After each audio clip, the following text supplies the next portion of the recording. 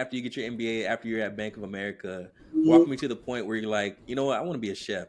Like, where did that kind of come from? It's crazy because for me, being at home, cooking dinner was the chore. Somebody had to do it. Somebody had to eat. I have two parents, working parents. So the financial industry in 2008 crumbled. So short story, I got laid off. Fine. Thank you. So I had that moment like, you know what? I have the freedom to recreate myself once again. So I just started, like, what do I like to do? I like to cook. All right, let's see how this works. So I started making rum cakes, selling, desserts, and people were receptive to it. So somebody told me about, the Natural Gourmet Institute where I graduated from. At that point, I was going to go back to school again. Went from Boston, went to New York, moved back in with my mom, and I went to school.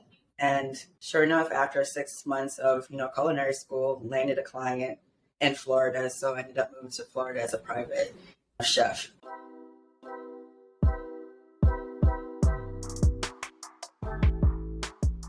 Hello and welcome back to Custom Journeys, the podcast that spotlights Black and Latino voices in STEM.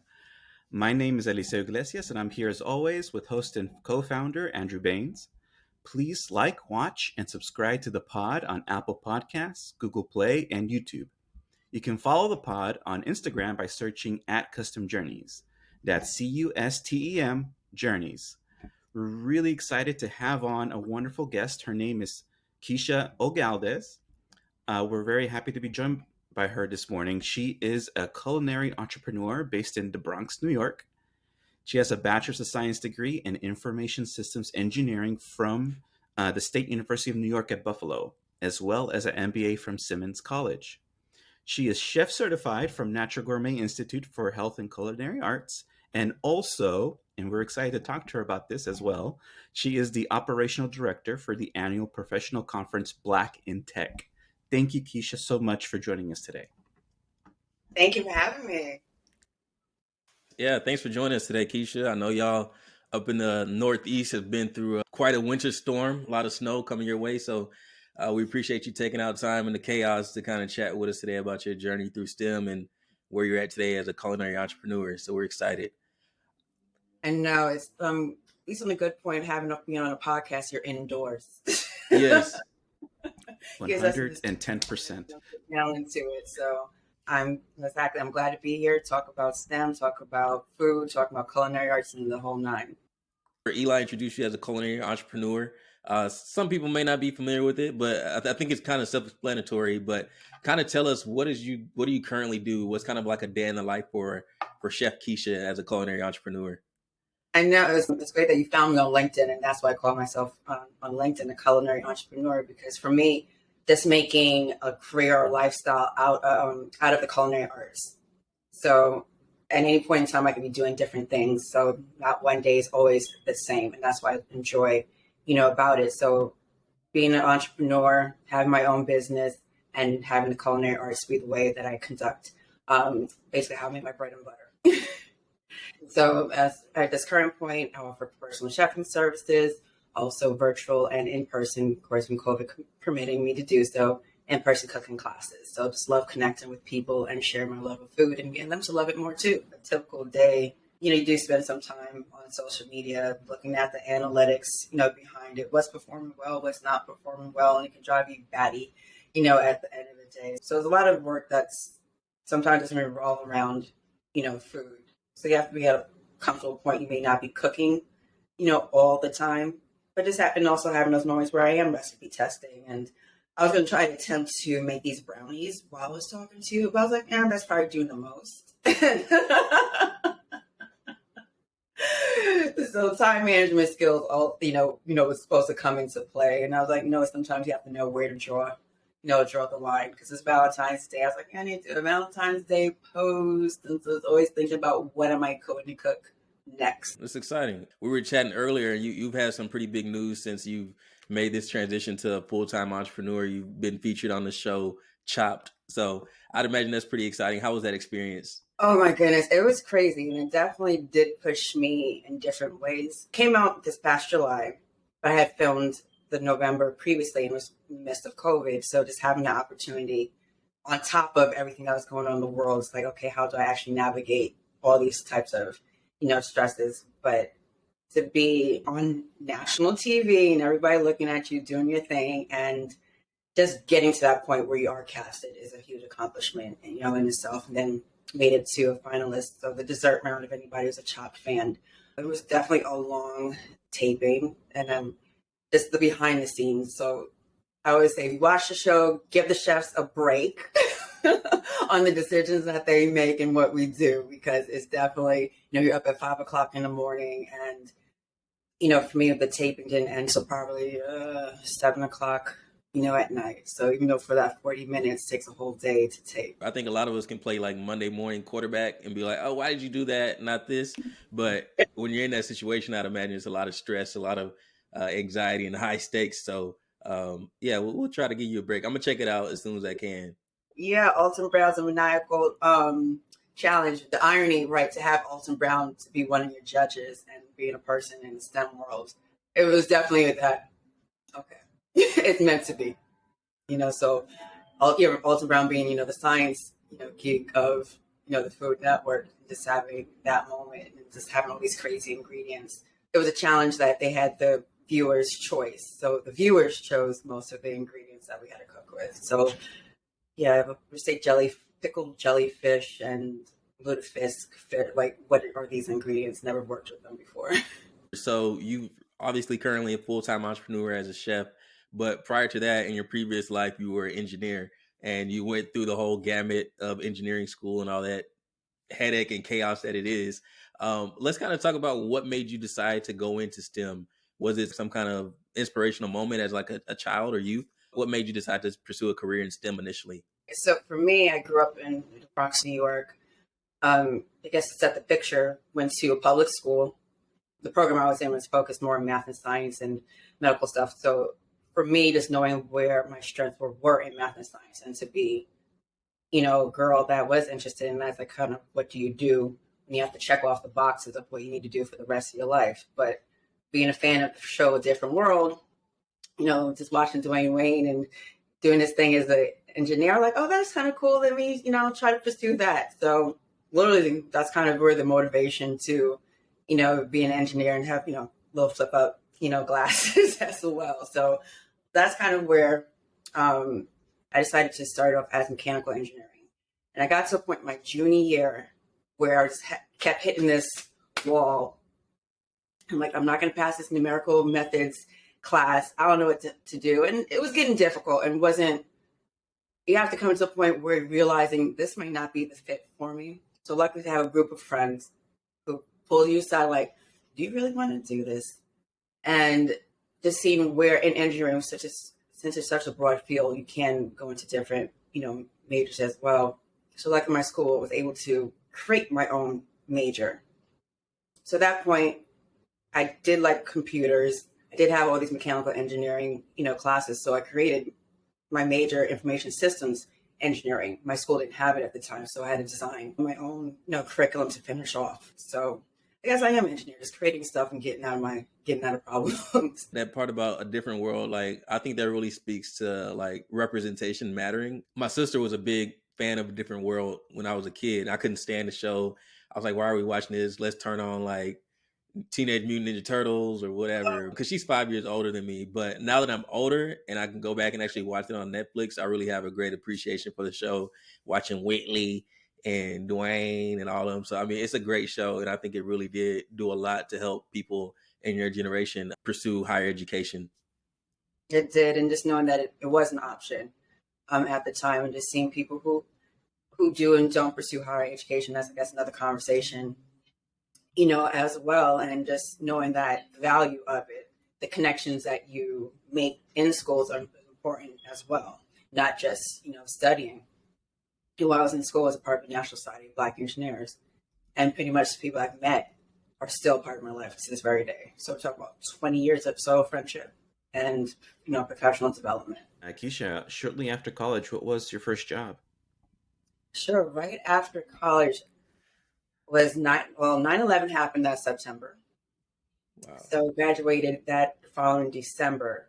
So the market was kind of volatile at that time. So luckily I did get a job at the place I interned at a couple years ago. So it was at the Dormitory Authority of New York. So started off as tech support for the New York City office. So supported about basically a whole floor of New York City employees. At that point, their main hub was in Albany. So it was that liaison between the two locations. So it was a great experience, and just being able to secure a job at that point in time.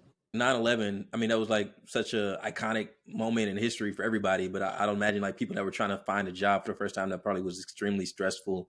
I did see that you got an MBA at some point, right? But how long did you stay in engineering before you decided, hey, maybe I want to get a MBA and consider different avenues?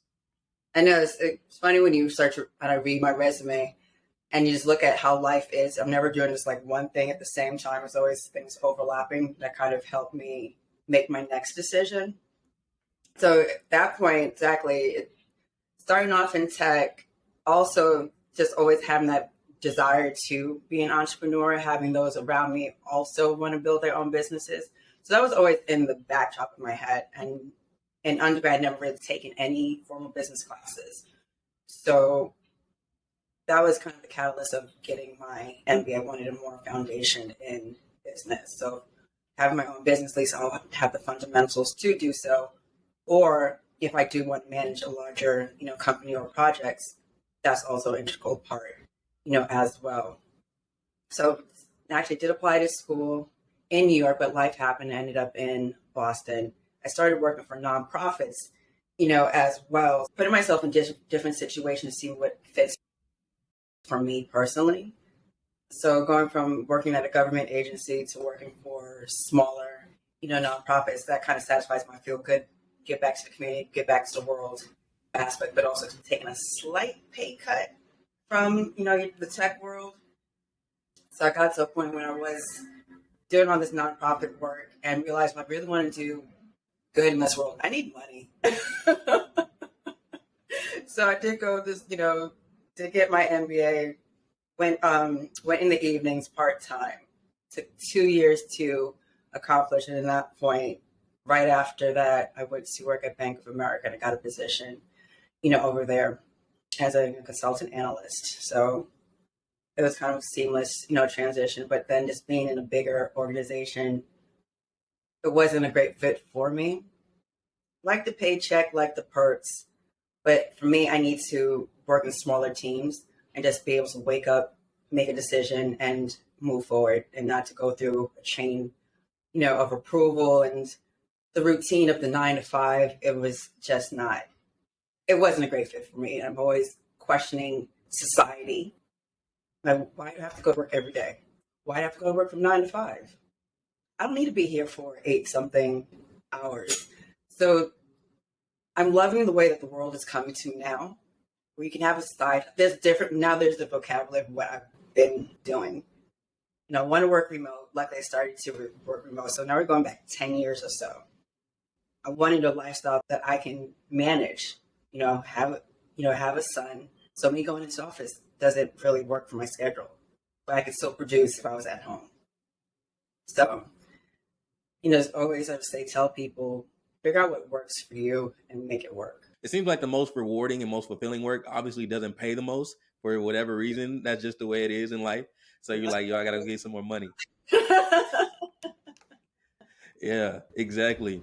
So walk me to the point after you get your MBA, after you're at Bank of America, walk me to the point where you're like, you know what, I want to be a chef. Like, where did that kind of come from?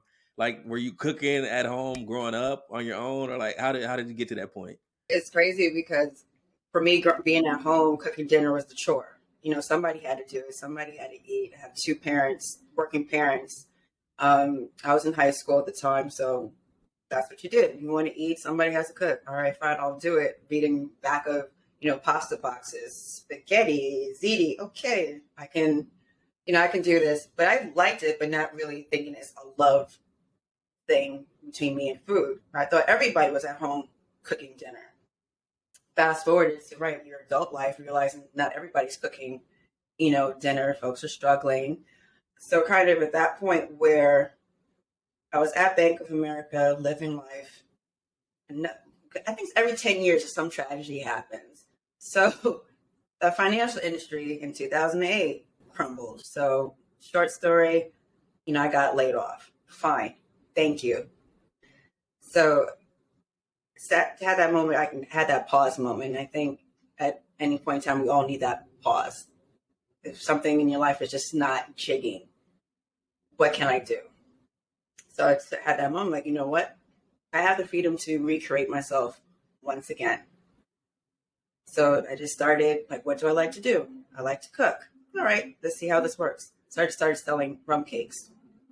And that's kind of what started the culinary, journey. So I started making rum cakes, selling, desserts, and people were receptive to it, but also hearing stories of, people of color more so having diabetes. They want to actually eat healthier. So me selling cakes was, I love you, want to support you, but I need to, figure out my diet. So, and also hearing people don't cook for themselves. But once again, sitting here like, oh, I thought everybody cooked for themselves.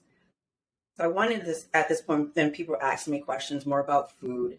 And I came to that little pause. Okay, what am I really doing? How can I, serve people more and better?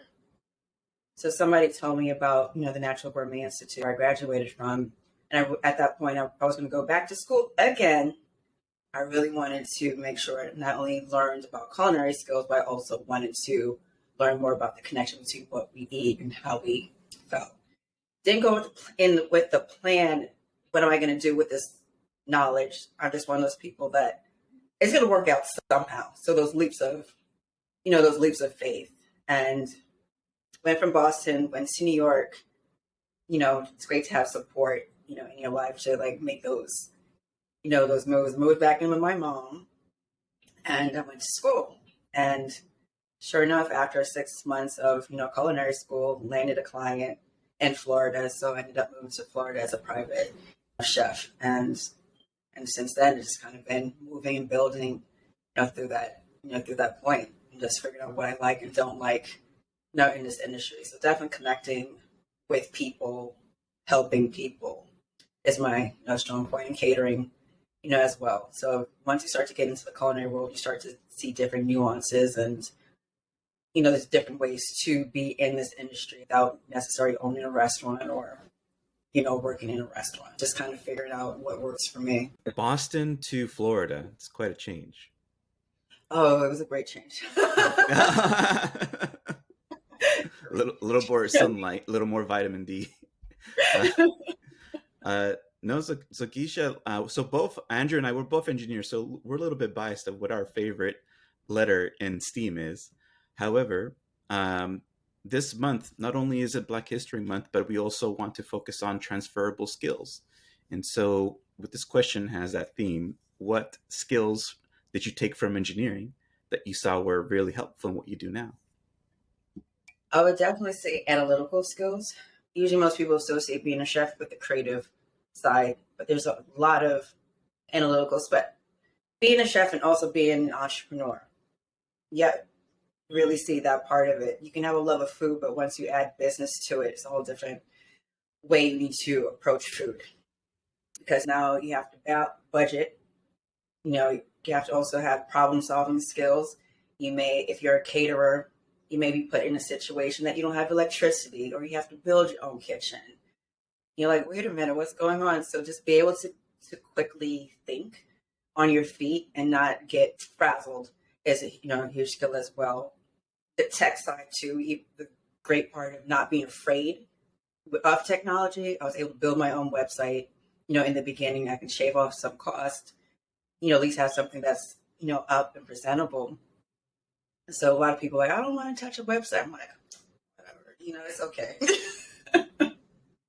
So there's definitely a lot of skills in engineering that do carry over to the entrepreneur and culinary, space. But just being agile and I think we're tough people at the end of the day. Like, to go through engineering school is not an easy task. 100%. It's not the long hours you put in. You can look at a computer just looking for, commas you need to insert and whatever it is now. So I would definitely say that tenacity, and, and, being able to, figure out is something that carries over. I think you hit it right on the head. The more stuff you go through in life is just going to make you a better, more well-rounded person.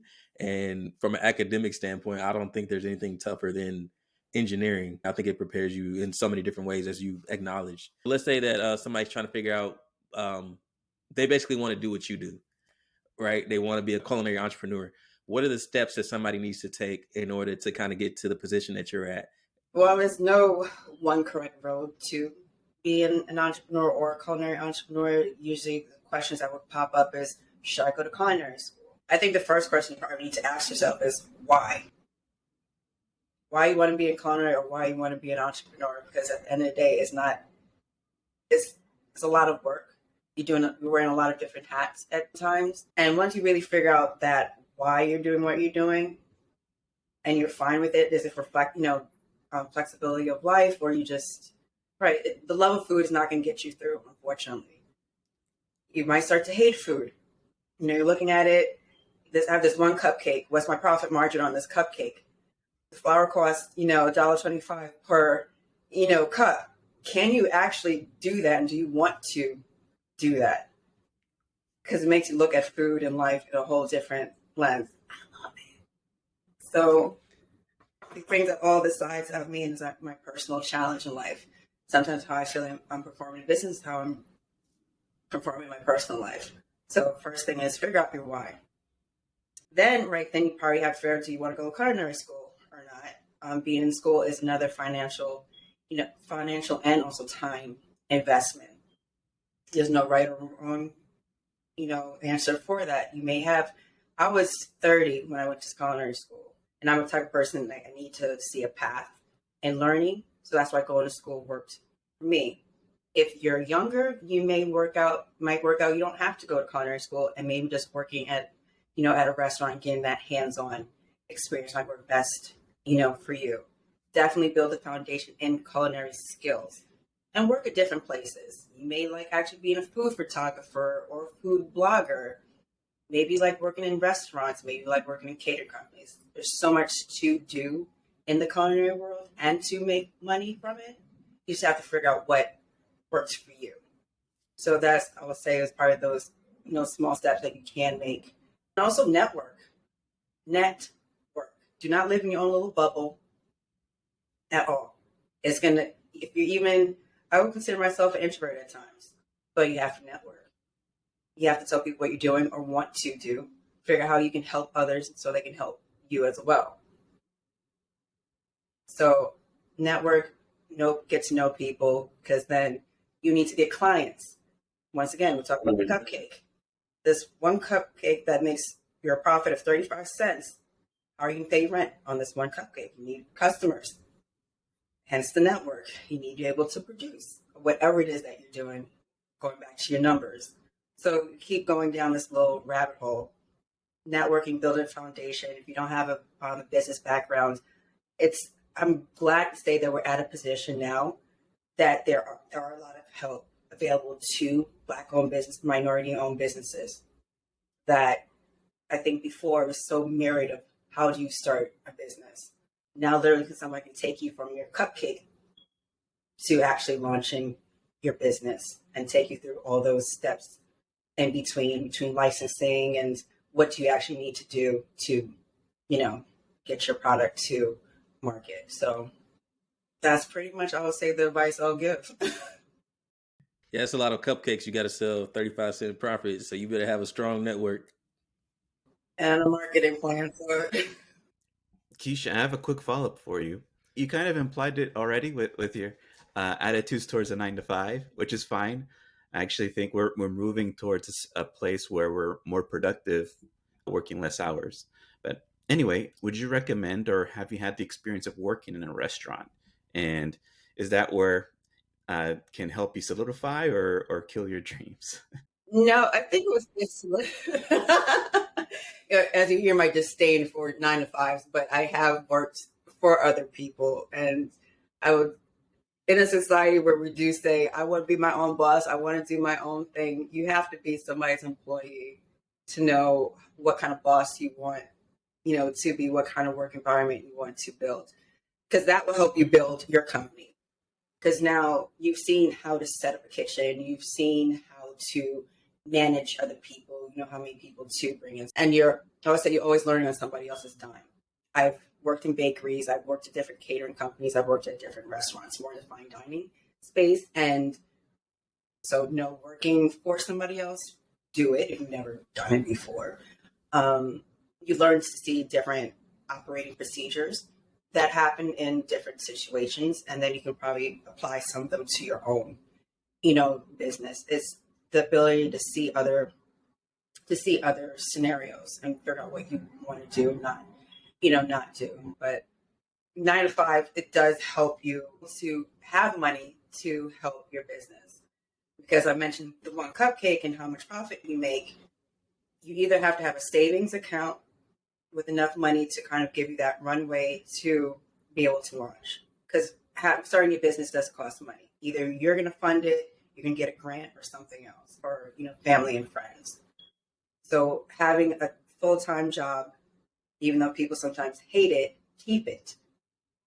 Your full-time job has health insurance and probably a bunch of perks once you start to realize you're working on your own cost, money to have. So please keep daytime jobs, do, side hustle or get your business going. And then you'll start to see there might be a point where you can totally, leave it behind or figure out what you want to do. I got one more food related question before we kind of jump into professional development. What's your go-to meal in terms of cooking in the kitchen? So actually two, go-to entree and go-to like dessert. Ooh, okay. My go-to is usually, because my friend always loves me I love to make her this, usually like Asian is like my go-to, meals like coconut curries and like comforting type food, or have the salmon teriyaki with soba noodles with some nice vegetables, on top. And so I think my creative one is I call it a cornbread salad. If you're familiar with the Italian panzanella salad, so basically taking the breadcrumbs out and instead of using cornbread as croutons. So tomatoes and cucumbers, so all that fresh lightness that goes, into it. So I'll send you a picture of it. Cool, you getting creative. Did you tell me that you like to eat Chinese food on Christmas, or am I tripping? That's me. That is totally me. I Okay. told you, but I mentioned it that I do eat Chinese food for Christmas. But sorry. Okay, yeah. I think I saw that on Instagram. That's what it was. I was like, okay, you gotcha. Just doing Cool. something different. And I guess sometimes when you're cooking all the time, you just don't want to cook. But for me, I don't want to, cook on Christmas or anything like that. I feel like a little rebel. I think that's me. Like, I just want to do something against the grain. Like, everybody's eating turkey. Well, I'm having Chinese food. I'm just taking it down. Gotcha. No, I'm on board with that. I'm a big time Chinese fan of Chinese food. Man, my wife hates it. I be going to Panda Express all the time, and it was just Asian food in general. But yeah, that's another topic. I don't know if Panda counts, Andrew. I know. Yeah, it's not really. Look, it's the closest thing we got sometimes. No, if that's the closest thing, we got to upgrade y'all. No, we got a Chinatown, and we got some. Actually, there's one not far from my house. I just haven't tried it out, but that's just kind of what I'm used to. It's good, man. Good. So for that quick fix, Yeah, exactly. All right. So now we're gonna start trying to transition into like professional development. Okay. But first, kind of want to ask you about. So you've been a full-time chef, but you've always kind of maintained your roots in tech or in STEAM, whether it's hosting virtual culinary camps like K Squared or for kids, or by being operational director for Black in Tech. Can you tell us about Black in Tech specifically? What's kind of the goal of Black in Tech, and what's your role there? Sure. Black in Tech is a conference and a development platform for people of color, more so Black and Latinx, to network and connect. For the past 3 years, we have had a conference, but due to COVID, the past 2 years have been online, and to really have that imprint within the community and to offer these opportunities, has been great. We have great sponsors that come on board to offer innovative presentations on what is going on in the technology and engineering space. So and also between entertainment. So really showing, us in our best light. So I'm definitely excited for, about this year. So this year will be online as well. So September 12th to the 16th, the conference will be, host the conference. This is an awesome resource for people, a free conference where they get exposed to others, they get an opportunity to network. So I'm glad that you guys are filling that space and providing opportunities for others. Yeah. So definitely excited. Definitely great to be a part, of it, and just seeing others, just seeing that chat box light up and hearing the great stories about people who attained jobs, people made, connections that led them to different, partnerships as well, and just seeing what other possibilities there are in tech. Because there's so many that I can't fathom. Like, oh, people actually do this. Oh, they actually look like me too.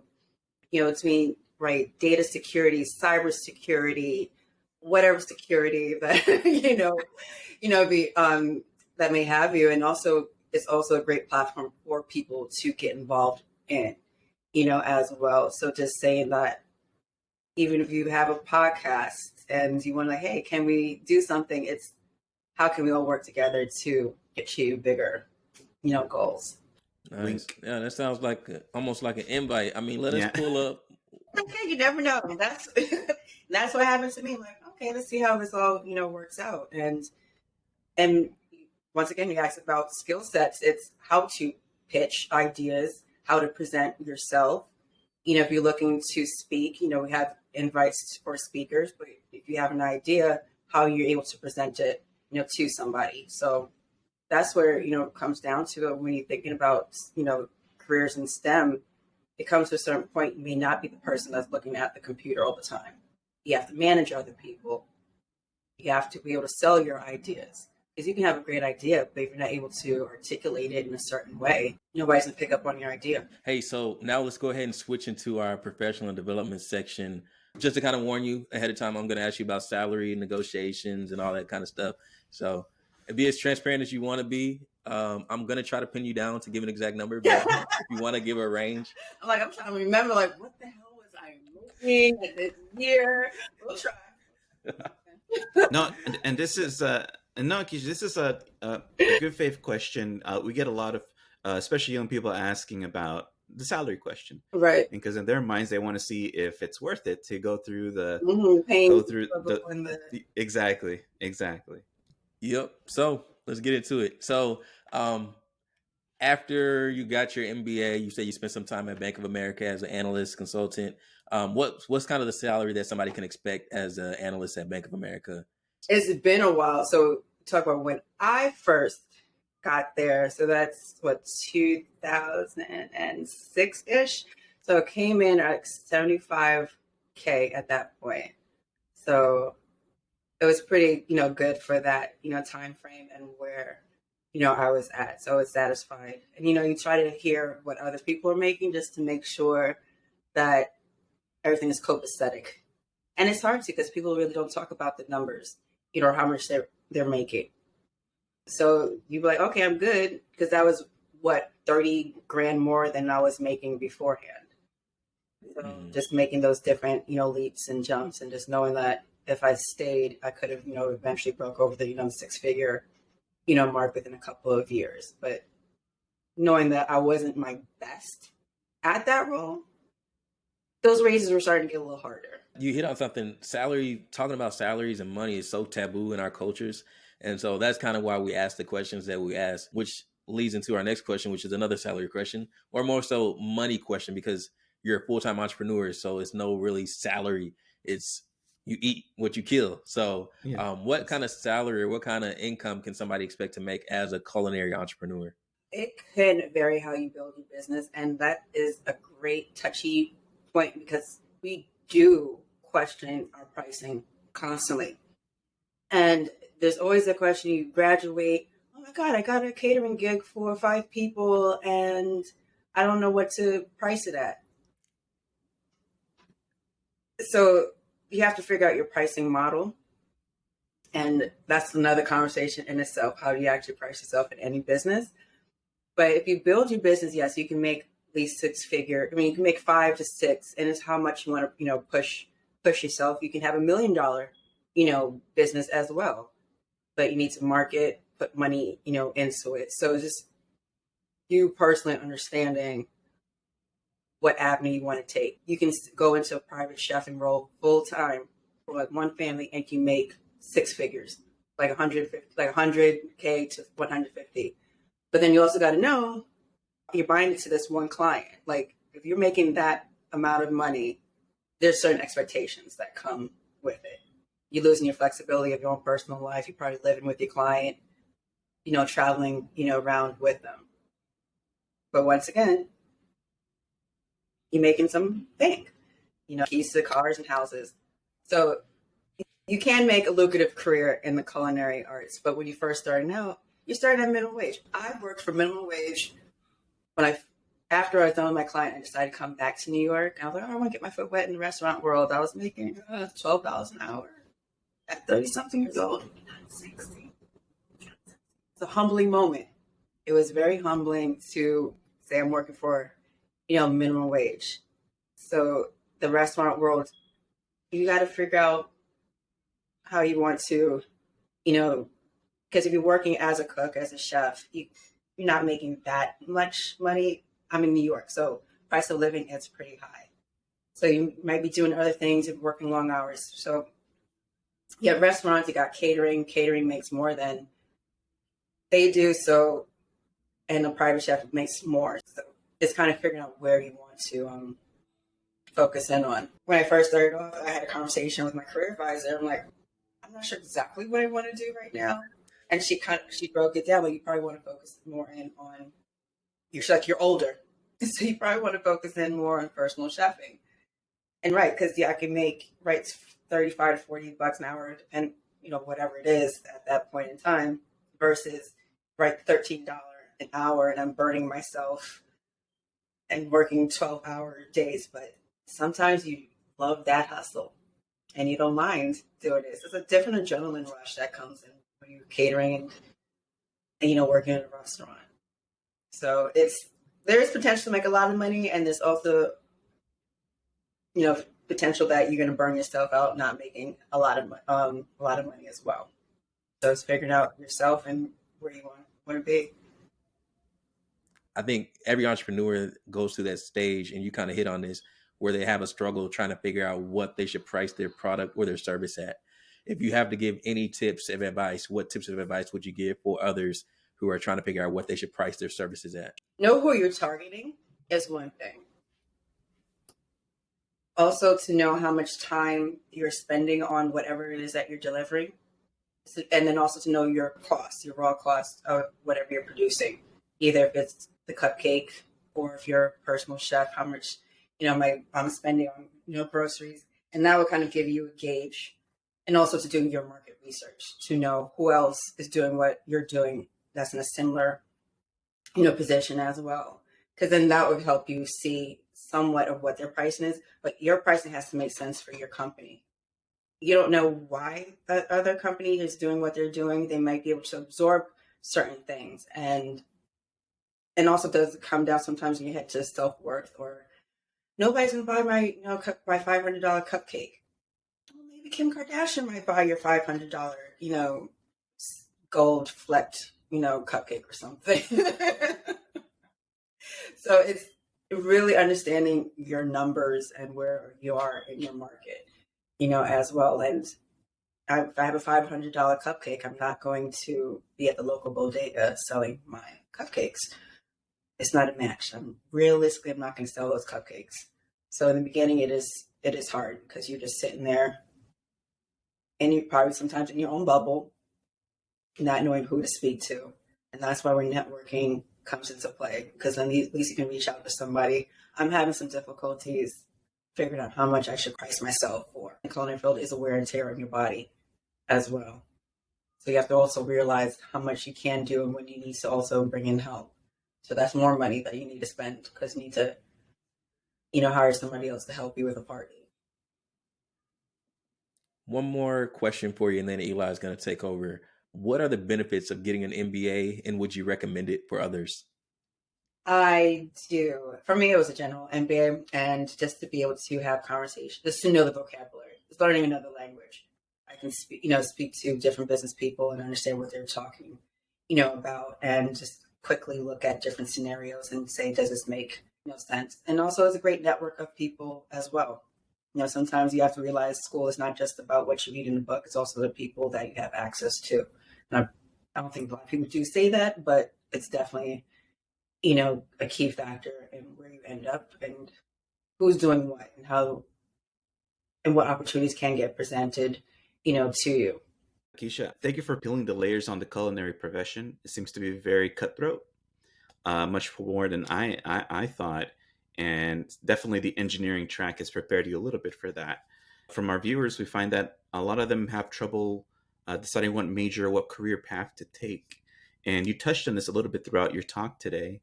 How did you determine which path was best for you? And what advice would you give to others who are struggling to figure this out? Knowing who's probably listening to this might be like a 19-year-old, might be a 25-year-old, who knows who's going to listen to it. The fact that I have to stick on a career path that I picked at 19, is that realistic? I don't know. I would say if you do want to go to school, at least for me at that point in time, I picked engineering, but picking the school that in case it did not work for me, I was able to change majors. I think that was kind of that play into it. Also knowing that at any point in time, things in your life may change. You have to be able to adapt to it. And sometimes you have to sit down and say, and what I'm doing now, does it make sense? Also live life. Live life. Because outside your major and outside your classes, there are different people, there are different experiences. I love seeing people's resumes. You see a difference of people who just go to school.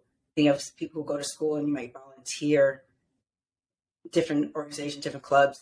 As an adult, do different things, because you never know what you may hit on that will spark that excitement. You're like, oh, I didn't know I like that.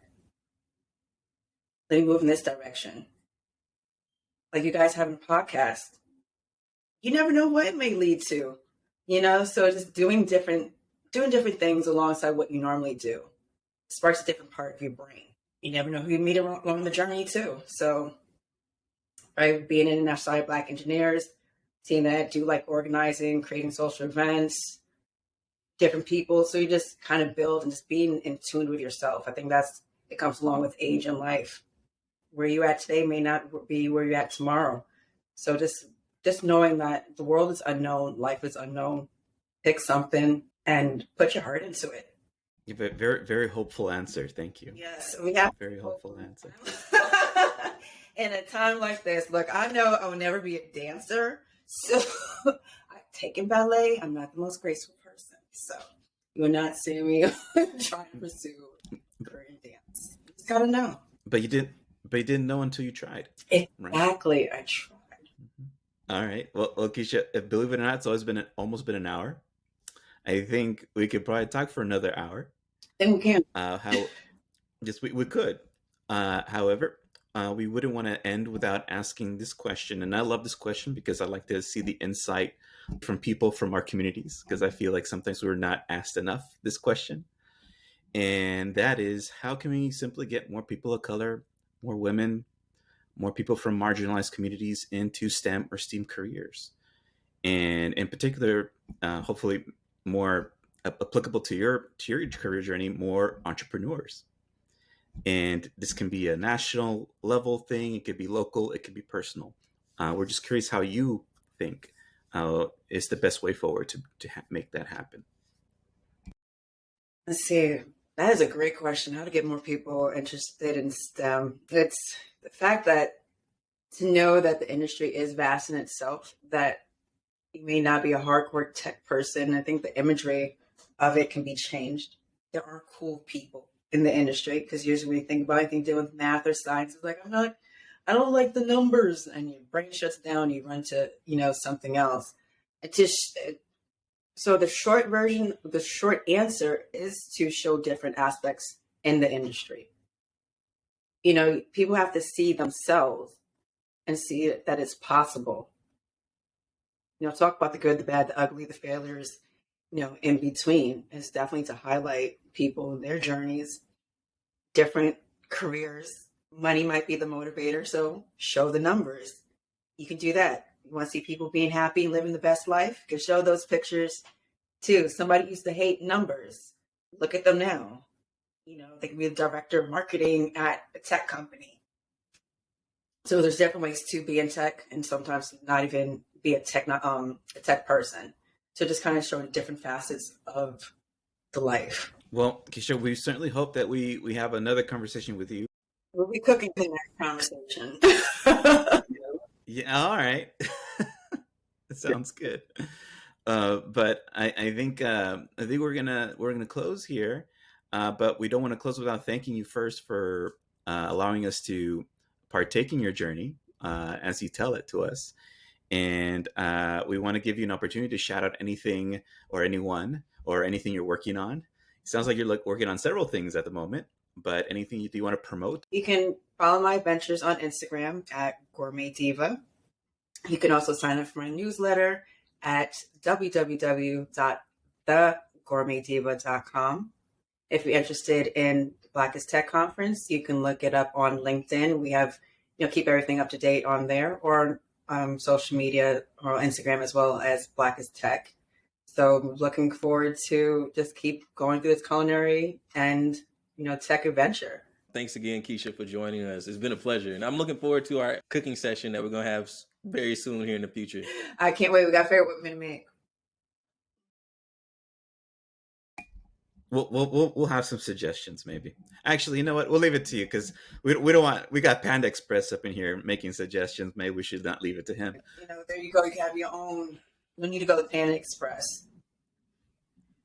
All right, I'm down with that. I can do fried rice. Right now, my expertise is some cinnamon toast crunch. So I need to expand my skill set. So do you put the milk in before or after you pour out your cinnamon?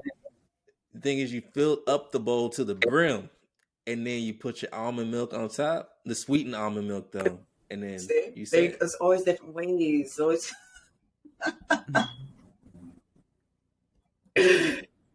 Awesome. Well, for Custom Journeys, this has been Conversation with Chef Keesha, and my name is Eliseo Iglesias. I'm here with Andrew Baines, and we're out of here. See you.